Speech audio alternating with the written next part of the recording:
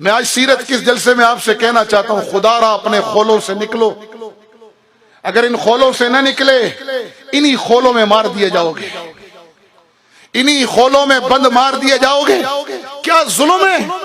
جو تبلیغ میں نکلا ہے وہ جہاد کی مخالفت کر رہا ہے، جو جہاد میں نکلا ہے وہ مدرسوں کو ٹیڑھی نگاہوں سے دیکھ رہا ہے اور کہہ رہا ہے یہ کچھ نہیں کر رہے، اور جو مدرسوں میں بیٹھا ہوا ہے وہ مجاہدین کا انکار کیے بیٹھے ہیں، اور جو جہاد میں نکل جائے وہ خانقاہوں والے سیاست کا، سیاست والے فلاحی کاموں کا۔ یہ کیا ظلم برپا ہے؟ تم نبی کی امتی ہو یا کسی شعبے کے غلام ہو؟ تم نے رسول اللہ کی غلامی کا توق پہنا ہے یا کسی شعبے کی غلامی کا توق پہنا ہے؟ اگر یہ کام تم اپنے باپ کے گھر سے لائے تھے پھر لڑو، کیونکہ یہ تمہارے باپ کی جائیداد ہے۔ اور اگر ایسا نہیں ہے، تبلیغ، دعوت، تزکیہ، جہاد، خیر کے کام، فلاحی امور، سوشل ورکر، سیاست اسلامیہ، تعلیم و تعلم، اگر یہ تمہارے نبی کا دیا ہوا کام ہے تو پھر سارے ہمارے کیوں تقسیم ڈال رکھی ہے؟ ایک چلہ لگاتے نہیں، علماء پر باتیں شروع ہو جاتی ہیں، جہاد کے میدانوں کا ایک پھیرا لگتا نہیں ہے اور خانقاہوں پہ باتیں شروع ہو جاتی ہیں۔ دو ضربیں لگانی ابھی آئی نہیں ہیں، پہلے لطیفے کا سبق ابھی پار کیا نہیں ہے اور بیٹھ کر انگلیاں اٹھاتے ہو سوشل ورکروں پر، اور ان کو دیکھو سوشل ورکر بن گئے، کنویں کھود رہے، نمازوں سے غافل ہیں، شادیاں کرا رہے ہیں، دین سے غافل ہیں، جہاد سے غافل ہیں، عبادت سے غافل ہیں، تزکیے سے غافل ہیں، اور سیاست اسلامیہ کر رہے ہو تو باقیوں کا انکار مت کرو۔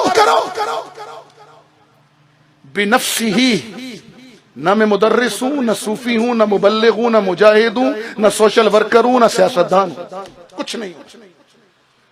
کیا حیثیت ہے میری؟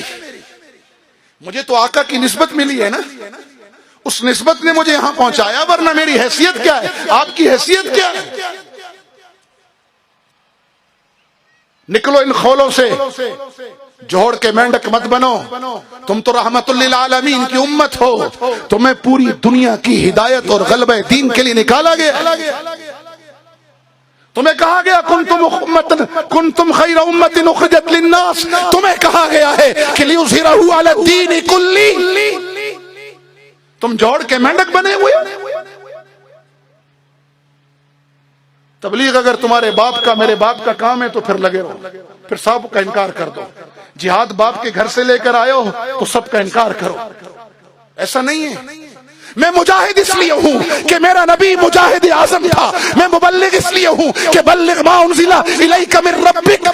یہ آیتیں میرے نبی پہ نازل ہوئی ہیں، میرا نبی مبلغ اعظم تھا۔ میں تزکیہ اس لیے کر رہا ہوں اور کرا رہا ہوں کہ میرے نبی کی ذمہ داریوں میں تھا وَيُزَكِّيهِمْ۔ جی ہاں، میں خدمت خلق اس لیے کر رہا ہوں کہ میرے نبی نے فرمایا تھا خیر الناس من ينفع الناس۔ میں سیاست اسلامیہ میں اس لیے نوکر بن کے چلتا ہوں اپنے اکابر کا کہ میرے نبی نے تخت مدینہ پر بیٹھ کر سیاست اسلامیہ کی بنیاد ہی نہیں رکھی، کر کے دکھائی ہے۔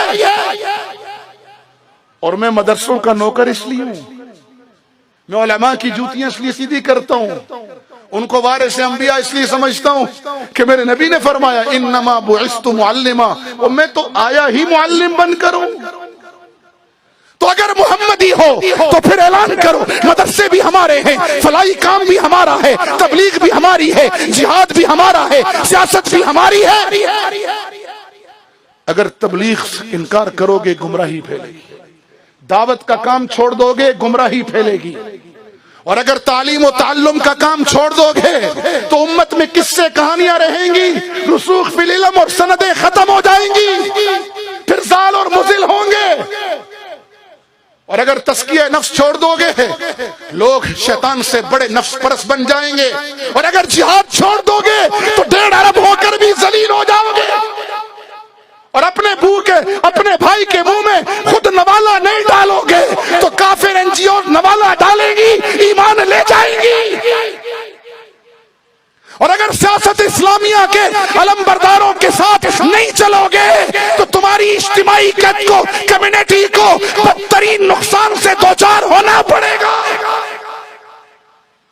سمجھو بات کو، نکلو جغرافیہ پرستی سے، نکلو قومیت و صوبائیت اور فرقوں کی لعنت سے۔ تم محمدی ہو، جنگ عظیم دوم میں 1 کروڑ کافر نے مارا.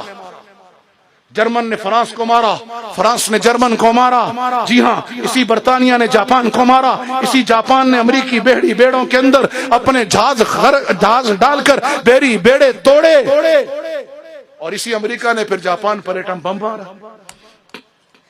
1 کروڑ کافر